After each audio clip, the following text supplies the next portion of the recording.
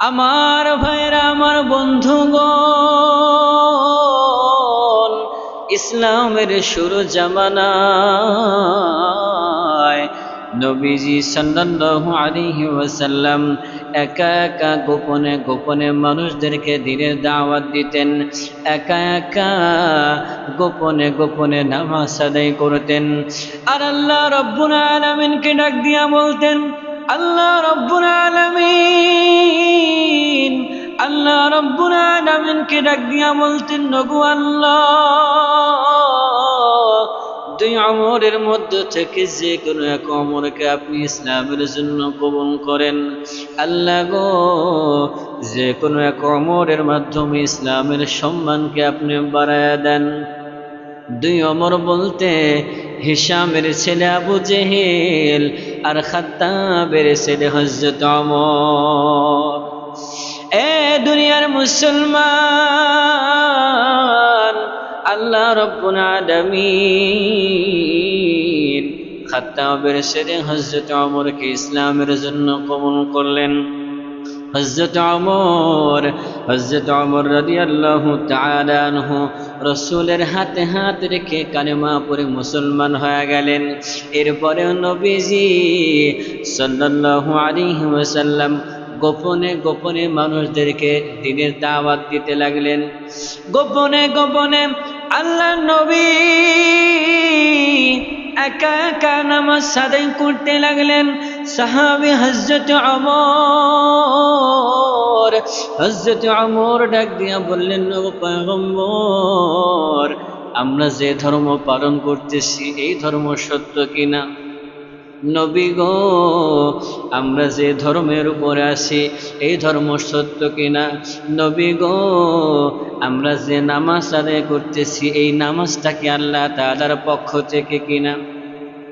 সাহাবী হযরত ওমর ডাক দিয়া বললেন, নগো পয়গম্বর, আমরা যে ধর্মের উপরে আছি, আমরা যে ধর্ম পালন করতেছি এই ধর্ম সঠিক কিনা? আমরা যে নামাজ আদায় করতেছি এই নামাজটা কি আল্লাহ তাআলার পক্ষ থেকে কিনা? নবী আমার, নবীজি সাল্লাল্লাহু আলাইহি ওয়াসাল্লাম হযরত ওমরকে ডাক দিয়ে বললেন, ওমর রে, আমরা যে ধর্ম পালন করতেছি বর্তমান আমরা যে ধর্মের উপরে আছি এই ধর্ম সাধারণ কোনো ধর্ম না। এই ধর্ম হলো পৃথিবীর মধ্যে সবচাইতে শ্রেষ্ঠ ধর্ম। আল্লাহু আকবার।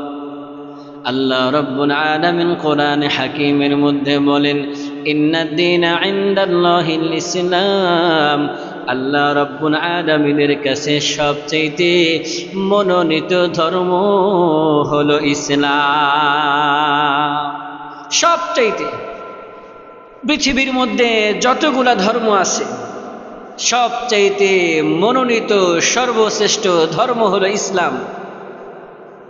আল্লাহ নবী ডাক দিয়া বললেন, নগো ও আমার সাহাবী,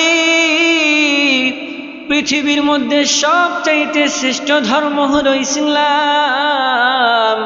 এই ধর্মের উপরে আর কোনো ধর্ম হয় না। ওমর রে, আমরা যে ধর্ম পালন করতেছি এই ধর্ম সত্য ধর্ম। আমরা যে নামাজ আদায় করতেছি এই নামাজটা হলো সর্বশ্রেষ্ঠ ইবাদত। আফজালুল ইবাদাতি আস-সালাম, নামাজ হলো সর্বোত্তম ইবাদত। ওমর রে, এই নামাজটা আল্লাহ তাআলার পক্ষ থেকে নির্দেশিত। ওমর রে, আমাদের ধর্ম সত্য, আমরা যে নামাজ আদায় করতেছি এই নামাজটাও আল্লাহ তাআলার পক্ষ থেকে। এবার নবীজির সাহাবী হযরত ওমর ডাক দিয়া বললেন, নবী গো, আমাদের ধর্ম যদি সত্য হয়ে থাকে, আমরা যে ধর্ম পালন করতেছি এই ধর্ম যদি সত্য হয়ে থাকে, আমরা যে নামাজ আদায় করতেছি এই নামাজটা যদি আল্লাহ তাআলার পক্ষ থেকে এসে থাকে, ওগো পয়গম্বর, তাহলে এই দ্বীনের প্রচার কেন গোপনে হবে? তাহলে এই নামাজ কেন গোপন হবে? আজকের পর থেকে নামাজটা হবে ওপেনে। আল্লাহ নবী ডাক দিয়া বললেন, ওমর রে, এখনো পর্যন্ত প্রকাশ্যে দিবালোকে ইসলামের দাওয়াত দেওয়া যাবে না, কারণ আমাদের মুসলিম সংখ্যা একেবারেই কম। এখন যদি আমরা প্রকাশ্যে দিবালোকে মানুষদেরকে দ্বীনের দাওয়াত দিই, এখন যদি আমরা প্রকাশ্যে দিবালোকে নামাজ আদায় করি, তাহলে বিধর্মীরা এই সমস্ত কাফের বেঈমানরা আমাদের উপর আক্রমণ করে বসবে। এবার হযরত ওমর রাদিয়াল্লাহু তাআলা আনহু ডাক দিয়া বললেন, নবী গো,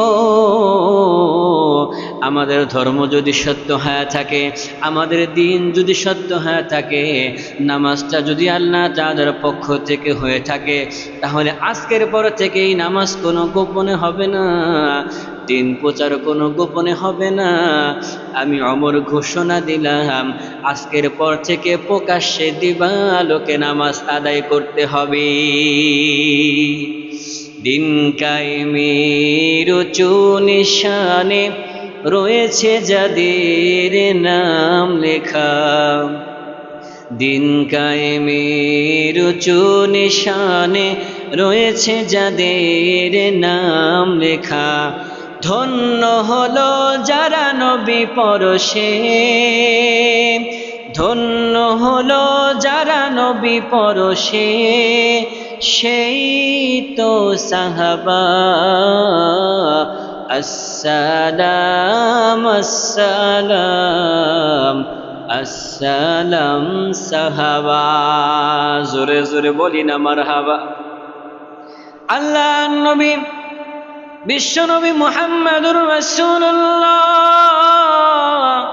সাল্লাল্লাহু আলাইহি ওয়াসাল্লামের সাহাবী হযরত ওমর হাতের মধ্যে একটা তরবারি নিলেন, আর ওই সমস্ত কাফেররা যারা দূর থেকে নবীজি এবং হযরত ওমরের কথাগুলো শুনতেছে, হযরত ওমর হাতের মধ্যে একটা তরবারি নিয়ে কাফেরদের দিকে তাক করে হযরত ওমর ডাক দিয়া বলেন, আজকের পর থেকে কোনো স্বামী যদি তার স্ত্রীকে বিধবা করতে চায়, কোনো বাবা যদি তার সন্তানকে এতিম করতে চায়, সে যেন আমি ওমরের তরবারির সামনে আসে। আজকের পর থেকে নামাজ কোনো গোপনে হবে না, আজকের পর থেকে দিন প্রচার কখনো গোপনে হবে না।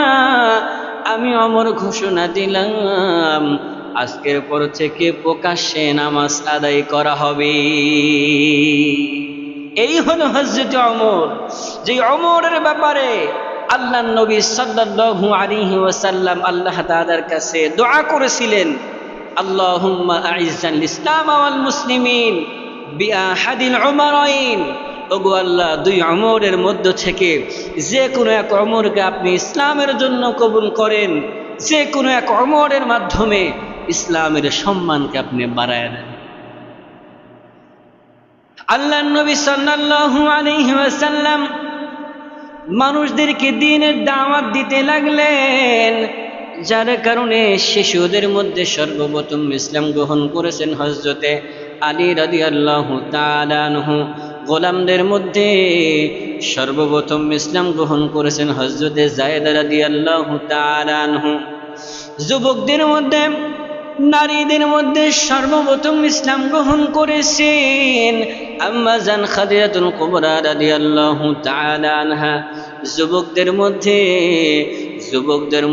সর্বপ্রথম ইসলাম গ্রহণ করেছেন জলিলুল কদর সাহাবী হযরত আবু বকর রাদিয়াল্লাহু তাআলা আনহু।